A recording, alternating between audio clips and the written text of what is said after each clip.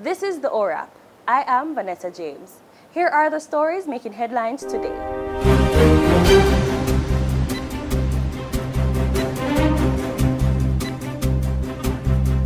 Family members of Ida White were left grief-stricken after the 90-year-old woman died in a house fire at Go Peace Lane in Salt Springs, St. James Friday morning. She had been confined to her bed due to illness. Firefighters who were doing cooling down operations at the house found the elderly woman's body in the destroyed wooden structure.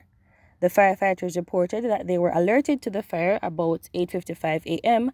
and responded with 2 units. However, the building was beyond saving.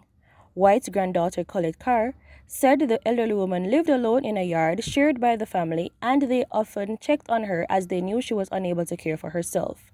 The fire damage has been estimated at $2 million. The police have launched an investigation into the circumstances surrounding the death of a woman whose body was found in a hole in Negril, Westmoreland on Friday morning.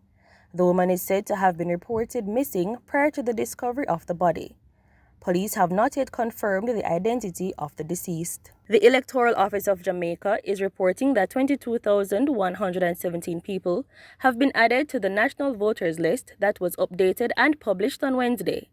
The agency added that the new list now has a total of 2,001,759 electors who are eligible to vote in the upcoming local government election scheduled for February 2023.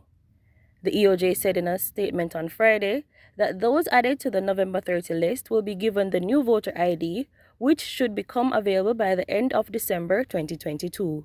Outside by Runkus and Toddler T, Third Time's the Charm by Protege, and Gifted by Coffee are the only albums by Jamaicans that are ranked among Rolling Stone magazine's list of the 100 best albums of 2022. The list was revealed Thursday by the American Trade and Music publication. Outside, released in July, has 10 tracks including collaborations with Chronix, Xenia, Kimani Marley, and Francis Nooks.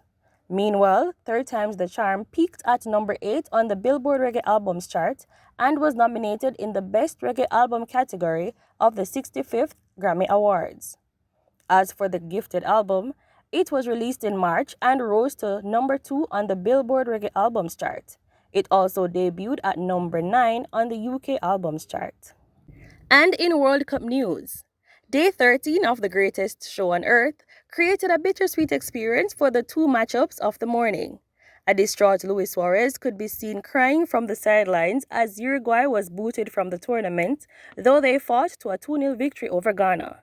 The South American side had hopes of advancing out of the group stage until South Korea's goal during injury time rescued the Asian team from the brink of World Cup elimination in a thrilling 2-1 victory over already qualified Portugal. Friday afternoon's World Cup matches saw Cameroon bid goodbye to the tournament in a big way after Vincent Aboubakar scored with a header 2 minutes into stoppage time to win 1-0 over Brazil. However, it was not enough for the African team to advance out of the group stage. Switzerland, who beat Serbia 3-2, will be facing Portugal in their knockout match, with hopes of reaching the quarterfinals of the World Cup for the first time since hosting the competition in 1954. This has been the OWrap. Catch up with these and other stories on JamaicaObserver.com. I am Vanessa James.